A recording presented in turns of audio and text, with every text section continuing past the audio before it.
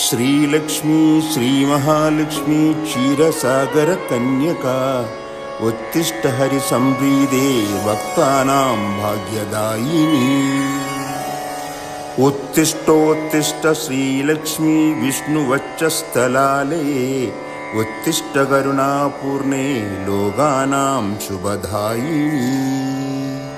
श्रीपद्ममध्यवसिते वरपद्मनेत्रे श्रीपद्महस्तचिरपूजित पद्मपादे पद्मजातजननी शुभपद्मवक्त्रे श्रीलक्ष्मी भक्तवरदे तव सुप्रभातम्।